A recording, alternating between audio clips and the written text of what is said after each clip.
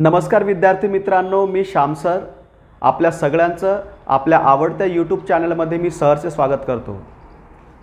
मित्रांनो, as per new update there are 9 parts of speech in English. ते कोणते आहेत तर noun, pronoun, verb, adverb, adjective, preposition, conjunction, interjection आणि recently जे ॲड झालेले आहेत ते म्हणजे आर्टिकल।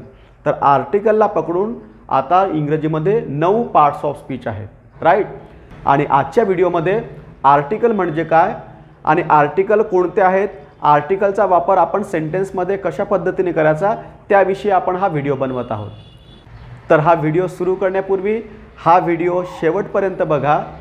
व्हिडिओ जर आवडला तर व्हिडिओला लाईक करा, आमच्या चॅनलला सबस्क्राईब करा, बेल आयकन हिट करा आणि बेल आयकन हिट केल्यानंतर ऑलवरती क्लिक करायला सुद्धा विसरू नका, कारण जेव्हा जेव्हा मी या पद्धतीचे व्हिडिओज रेकॉर्ड करेल तर त्याचं नोटिफिकेशन सर्वात आधी तुम्हाला मिळेल। तर चला आज समजून घेऊया आर्टिकल। तर इंग्रजीमध्ये फक्त 3च आर्टिकल आहेत आणि त्यांना आपण म्हणतो ए, ॲन, द। आणि हे जे 3 आर्टिकल्स आहेत हे 2 पार्टमध्ये डिवाइड आहेत, त्याला आपण म्हणणार इनडेफिनेट आर्टिकल आणि डेफिनेट आर्टिकल। तर आजच्या व्हिडिओमध्ये आपण इनडेफिनेट आर्टिकल बद्दल जाणून घेऊयात। इनडेफिनेट आर्टिकल कोणते आहेत आणि त्यांचा आपण वाक्यामध्ये कशा पद्धतीने उपयोग करू ते समजून घेऊया, राईट। तर बघा इनडेफिनेट आर्टिकल। तर इनडेफिनेट आर्टिकल इंग्रजीमध्ये 2च आहेत आणि ते म्हणजे ए आणि ॲन। तर आधी आपण बघू की आपण ए कुठे वापरणार, राईट। तर यूज ऑफ ए। तर बघा when a singular noun begins from consonant letter और consonant sound then we have to use a, right. बघा जर मला म्हणायचं असेल बॅग, तर हे जे सिंग्युलर काउंटेबल नाउन जे आहेत ते कशाने सुरू होत आहे, बी, आणि बी आहे कॉन्सोनंट, आणि म्हणून मग मी काय म्हणणार अ बॅग, राईट। हे जर मला एखाद्या एक्झाम्पलमध्ये जर यूज करायचं असेल तर मी कसं म्हणणार, आय हॅव अ बॅग। परत दुसरं example, I read a book. B पण काय आहेत कॉन्सोनंट आणि त्याच्या आधी आपण वापरणार ए। आय होप ही कन्सेप्ट तुमच्या लक्षात आली असेल। जर मी जर म्हटलं I have purchased a pen, P consonant, countable noun आणि सिंग्युलर, आणि आधी काय वापरलं मी ए। तर या पद्धतीने आपण हा एचा वापर दिलेल्या सेंटेन्समध्ये करायचा। तर या ठिकाणी अ बुक किंवा अ बॅग किंवा अ पेन म्हणजे only one, countable singular one. म्हणजे जर मला म्हणायचं असेल माझ्याजवळ एक बॅग आहे, आपण काय म्हणणार आय हॅव अ बॅग। याचा अर्थ तोच की माझ्याजवळ एक बॅग आहे। तर या पद्धतीने आपण या एचा वापर इझिली एखाद्या सेंटेन्समध्ये करू शकतो। जसं मी तुम्हाला सांगितलं की कॉन्सोनंट लेटर और कॉन्सोनंट साऊंड, तर साऊंडवरती सुद्धा आपल्याला मोस्टली फोकस करायचा असेल। एखाद्या वेळेस लेटर आपल्याला दिसते कॉन्सोनंट पण साऊंड जर त्याचा डिफरंट असेल तर मग आपल्याला वेगळ्या पद्धतीचा आर्टिकल वापरावा लागेल। बघा एक एक्झाम्पल, मी जर म्हटलं आय हॅव युनिफॉर्म, आता या सेंटेन्समध्ये मी आर्टिकल वापरलेलं नाही, आय हॅव युनिफॉर्म। जर आपण इथं बघितलं तर हे आपल्याला वॉवेल दिसते आणि वॉवेलसाठी आपण वेगळं आर्टिकल वापरणार, परंतु याचा जर साऊंड बघितला आपण तर तो होतो युनिफॉर्म, म्हणजे the sound starts from Y, आणि म्हणून मग मी कसं म्हणणार I have a uniform. I hope ही कन्सेप्ट तुमच्या लक्षात आली असेल। म्हणून लक्षात ठेवायचं की जेव्हा पण आपल्याला ए हे आर्टिकल इंग्रजीमध्ये वापरायचं असेल तर ती जी सुरुवात आहे त्या नाउनची ती कॉन्सोनंट किंवा कॉन्सोनंट साऊंडनी होणं आवश्यक आहे।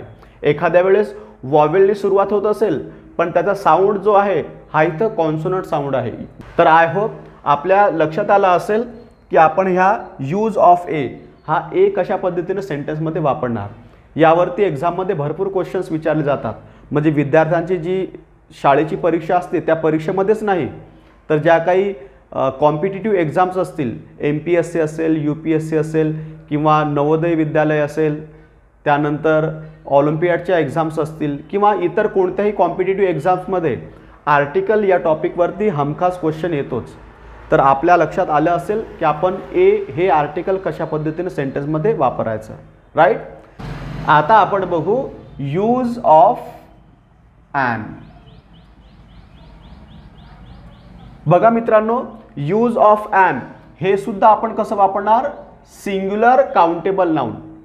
पण आपण त्याला कसं वापरणार, when a singular countable noun begins from vowel और vowel sound, then we have to use an article. I hope आपल्या लक्षात येत असेल की एखादं असं नाउन की जे वॉवेल किंवा वॉवेल साऊंडनं जर सुरू होत असेल आणि ते कसं पाहिजे, सिंग्युलर काउंटेबल, तरच आपण ॲन वापरणार. फॉर एक्झाम्पल, जर मला म्हणायचं असेल ॲपल, तर हे काय आहेत, सिंगल आहे आणि काउंटेबल आहे, म्हणून मग मी काय म्हणणार, ॲन ॲपल. जसं एखादं वाक्य जर मला बनवायचं असेल, राम इट्स ॲन ॲपल. सुरुवात कशी झाली, वॉवेलने.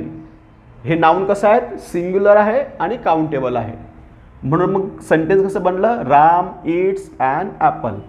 दुसरं sentence, we have seen an elephant.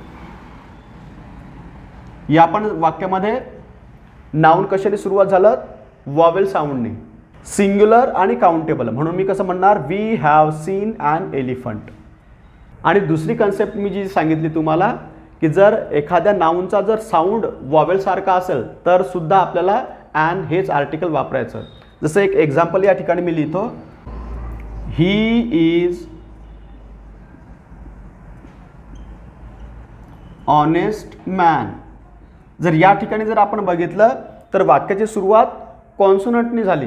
जर कॉन्सोनंटनी जर सुरुवात झाली तर आपण ए हे आर्टिकल वापरतो, पण या ठिकाणी हा जो एच आहे, या एचचा साऊंड कसा आहे, सायलेंट, आणि that is why the sound starts from honest.